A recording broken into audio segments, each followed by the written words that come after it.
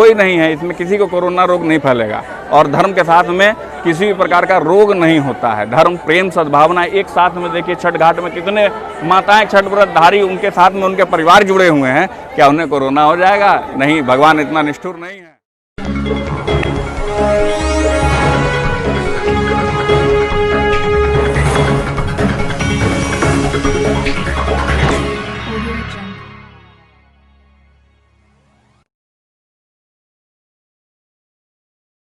याद रखिए, जब तक दवाई नहीं तब तक ढिलाई नहीं।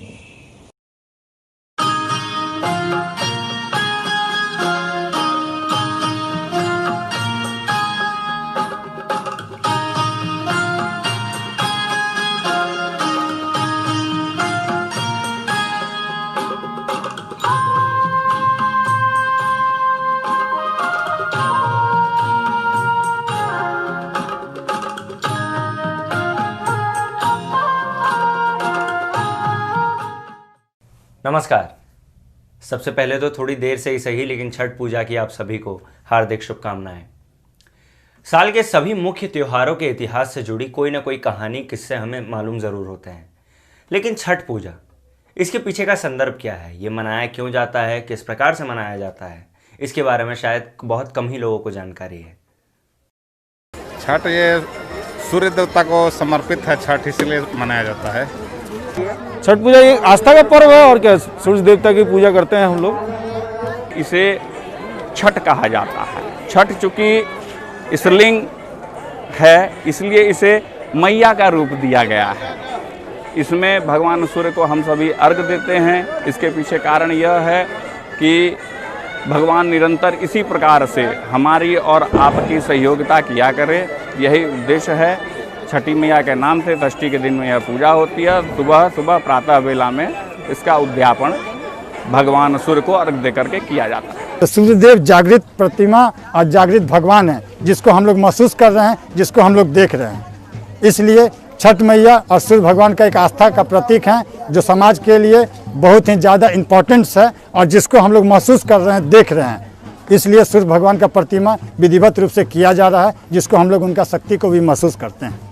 तो छठ पूजा के बारे में जैसा कि आप देख पा रहे होंगे, मुख्य रूप से कोई एक इतिहास कोई नहीं बता पाता। इसके बारे में अगर आप इंटरनेट पर भी पढ़ने की कोशिश करेंगे तो अलग अलग जगहों पर अलग अलग चीज़ें देखने को मिलेंगी, पढ़ने को मिलेंगी। मैंने अपने घर पर भी जब अलग अलग लोगों से इस बारे में बात की तो सबने अलग अलग कथाएं सुना दी। अब ये बात तो साफ तौर पे स्पष्ट है कि इसका कोई एक इतिहास निर्धारित नहीं किया गया है अब तक, लेकिन इससे जुड़ी कई कथाएं हैं। सबसे पहले तो इसके नाम के बारे में बात कर लेते हैं। नाम छठ पूजा इसलिए पड़ा क्योंकि ये दीपावली के बाद छठे दिन पर मनाया जाता है। एक कहानी ये कहती है कि श्री राम ने सबसे पहले इस व्रत को किया था, जिसके बाद से ये एक पारंपरिक त्योहार बन गया। इसके अलावा एक कहानी ये है कि छठी मैया जो हैं, जिन्हें सूर्यदेव की बहन कहा जाता है, वो 2.5 दिन के लिए अपने मायके आती हैं, जिस उपलक्ष्य में सूर्यदेव और छठी मैया दोनों की आराधना की जाती है। अब इसका जो सबसे ठोस कारण मुझे नज़र आता है, जैसा कि नीरज सिंह जी भी बता रहे थे, वो ये है कि हमने किसी भगवान को तो देखा नहीं है, हम किसी मूर्ति की पूजा नहीं करके यहाँ पर उस देवता की, उस देव की पूजा करते हैं जो साक्षात हमारे सामने रोज प्रकट होते हैं, सूर्य की। उनकी आराधना की जाती है, जिनके एक दिन सृष्टि पर न होने से पूरा अकाल पड़ सकता है। ये त्योहार जो है वो 4 दिनों के भीतर मनाया जाता है। सबसे पहला दिन जो होता है उसे हम नहाए खाए कहते हैं। इस दिन एक तरह से तैयारी की जाती है, व्रतधारी खुद को तैयार करते हैं आने वाले 3 दिनों के लिए, और कद्दू भात या लौकी भात का सेवन कर खुद को तैयार करते हैं, खुद का शुद्धिकरण करते हैं। दूसरे दिन जो है उसे खरना कहते हैं। खरना वाले दिन सूर्यदेव का जो मुख्य रूप से प्रसाद माना जाता है, खीर, उसका भोग लगाया जाता है। तीसरे दिन डूबते हुए सूरज की आराधना होती है और चौथे दिन उगते हुए सूरज की पूजा की जाती है। तीसरे और चौथे दिन की जो पूजा है वो जल में रहकर करते हैं व्रतधारी, यानी कि या तो नदी जाकर करें या फिर किसी आर्टिफिशियल घाट पर करें या फिर अपने हिसाब से कुछ ना कुछ व्यवस्था करके किया जाए। अब बात करते हैं झारखंड की। झारखंड सरकार ने दीपावली और नवरात्रि के वक्त बहुत देर से निर्देश जारी किए, जिसका अंजाम, जिसका खामियाजा अधिकतर तौर पे उन लोगों को भुगतना पड़ा जिनके जीवन की रोजी रोटी निर्भर करती है इन्हीं कुछ त्योहारों पर। खास करके मूर्तिकार, पटाखे बेचने वाले और छोटे मोटे कारोबार वाले। अब इन सब चीज़ों को देखने के बाद, सरकार को लगातार आगाह करने के बावजूद छठ पूजा में निर्देश काफ़ी देर से जारी किए गए। इसके बाद जब निर्देश आए भी तो जो हमारे चीफ मिनिस्टर है हेमंत सोरेन जी, उन्होंने साफ तौर पे ये कह दिया कि घाट पर जाकर इस साल पूजा नहीं की जाएगी। अब जो है जनता में भर गया आक्रोश, विपक्षी दलों ने कैटलिस्ट का कार्यभार निभाया और इसके बाद जो है सभी उतर गए सड़क पे। विरोध प्रदर्शन हुए, काफ़ी ट्वीट्स वगैरह हुए, सीएम को लेटर लिखे गए और अंततः अपने ही पार्टी वालों तक के दबाव में आकर हेमंत सोरेन जी को निर्देश बदलने पड़े और घाट पर जाने की अनुमति के साथ नए निर्देश जारी किए गए। निर्देश भी जारी हुए, नए घाट पर जाने की अनुमति भी मिली, पूजा भी हुई, साथ साथ जो है नियम के उल्लंघन भी हुए, कुछ नियमों का पालन भी किया गया। इन सभी चीज़ों पे बात करेंगे, लेकिन उससे पहले देखिए सरकार के निर्देश पहले जो दिए गए, बाद में जो दिए गए, उसके अलावा इस साल की पूजा और कोरोना महामारी को लेकर क्या बोले झारखंड के पूर्व मुख्यमंत्री श्री रघुवर दास जी और अन्य श्रद्धालु जो घाट पे मौजूद थे। राज्य सरकार ने जो पहली गाइडलाइन जारी की गई थी, उसको लेकर झारखंड के हर राजनीतिक दल और आम जनता में भी काफ़ी आक्रोश थी और सभी लोग की डिमांड थी कि बिहार के तर्ज पर झारखंड में भी नदी छठ घाट में जो कोरोना के गाइडलाइन है 2 गज की दूरी, मास्क जरूरी का पालन करते हुए सीमित संख्या में लोग छठ व्रत करें। सरकार को सुबुद्धि आई, जन दबाव, जनसत्ता का दबाव पे सरकार ने संशोधन किया, इसके लिए सरकार को बधाई। और आज हम देख रहे हैं कि जितनी सरकार जागरूक है उससे ज़्यादा यहाँ की जनता जागरूक है। ठीक है, लेकिन बहुत आदमी मास्क का प्रयोग नहीं कर रहा है, जैसे आप देख सकते हैं। इसमें प्रशासन में कोई गलती नहीं है, हम ही लोगों का गलती है। इतना महंगा कपड़ा पहना है लेकिन 10 रुपये का मास्क नहीं पहनेगा।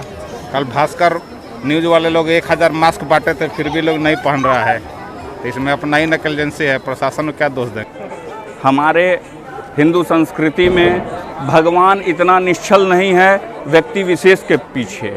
और जहाँ तक इस महामारी कोरोना की बात है, यह निश्चित रूप से अपने भारतवर्ष में जो विधर्मी हैं, जिन्हें भगवान में आस्था नहीं है, जो अपने इस देश में अच्छा या बुरा नहीं चाहते हैं, यह उन कुछ व्यक्ति विशेषों के कारण यह महामारी भी तो अपने देश में आई, जैसा कि हम समस्त भारतवासी जानते हैं। झारखंड सरकार की इस निर्णय से लोग में सतर्कता भी आई है और महापर्व या हर्षोल्लास से मनाया जा रहा है, जैसा कि आप सभी देख रहे हैं। हमारे संग में साथी है। पहले लोग कंफ्यूजन थे कि सरकार क्या निर्णय लेगी और किस दिशा में ये हमारा महापर्व को क्षति होगा, हम पूजा कर पाएंगे या नहीं कर पाएंगे, ये कंफ्यूजन में लोग थे। लेकिन सरकार ने आदेश तो जारी किया, लेकिन उसमें सरकार ने विलम्ब किया।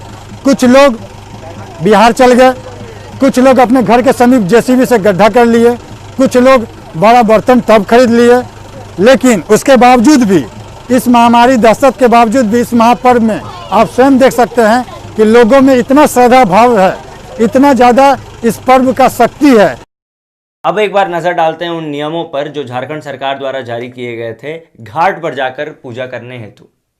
साथ साथ एक नज़र इस पर भी डालिए कि किस प्रकार से प्रत्येक नियम का क्या नतीजा देखने को मिला घाट पर। सबसे पहला नियम सोशल डिस्टेंसिंग का। साफ तौर पे नियमों में ये लिखा गया था कि 2 परिवारों के बीच एक घाट में 6 फीट की दूरी कम से कम होनी चाहिए। क्या प्रशासन और कमेटी के सहयोग से ये कर पाना इतना मुश्किल था या कहीं पर इन्हीं से चूक हो गई? सबसे पहले अगर आप दृश्य देख पा रहे होंगे तो सूर्य मंदिर में एक घाट ऐसी है जो खचाखच भरी हुई है, किसी भी प्रकार से सोशल डिस्टेंसिंग का नामो निशान नजर नहीं आ रहा है।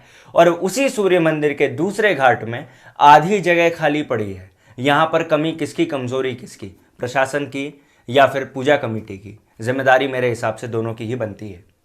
दूसरा नियम, मास्क पहनना सभी के लिए बेहद जरूरी।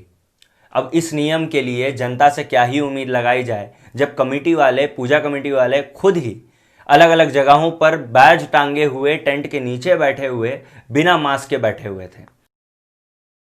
सूर्य मंदिर में घूम घूम कर पूजा के दौरान पूरे वक्त कमेटी मेंबर्स कह जरूर रहे थे लोगों से मास्क पहनने के लिए, लेकिन ये आखिरकार दूसरे घाटों पे क्यों नहीं हो सका? तीसरा नियम, पटाखे फोड़ने पर सख्त मनाही। इस नियम का पूर्णतः उल्लंघन करता हुआ दिखा हुड़लुंग घाट। यहाँ पर अलग अलग जगहों पे, यहाँ तक कि पूरे घाट में आप जहाँ कहीं भी चले जाएं, हर जगह पटाखे फूटते हुए नजर आए। यहाँ तक कि कमेटी वाले लोगों से ये बता रहे थे कि आपको किस प्रकार से कहाँ पे पटाखे फोड़ने चाहिए और कहाँ पर नहीं, मना कोई नहीं कर रहा था। कुछ ऐसे लोग भी हैं जिनकी सराहना करना बेहद ज़रूरी, वो लोग जिन्होंने समय की गंभीरता को समझा, महामारी की गंभीरता को समझा और उसके अनुरूप तैयारियां की। जो लोग क्वार्टर के सामने गड्ढा खोद कर, तो कभी मैदान के सामने किसी तरह से घाट का इंतजाम कर, अपने छत पर इंतजाम कर, कहीं ना कहीं से कुछ ना कुछ जुगाड़ कर, यहाँ तक कि बाल्टी और छोटे छोटे टब्स में रहकर पूजा की और उसी हर्षोल्लास के साथ की। ये सवाल तो ज़रूर बनता है कि क्या उन राज्यों में जहां पर घाट पर जाने की अनुमति नहीं मिली, वहां पर छठ पूजा नहीं हुई होगी? मैं समझता हूं बिल्कुल हुई होगी और ऐसा ही होना चाहिए था। स्वतंत्र पत्रकारिता का समर्थन करें। धन्यवाद। हमें ये भूलना नहीं है कि लॉकडाउन भले चला गया हो, वायरस नहीं गया है।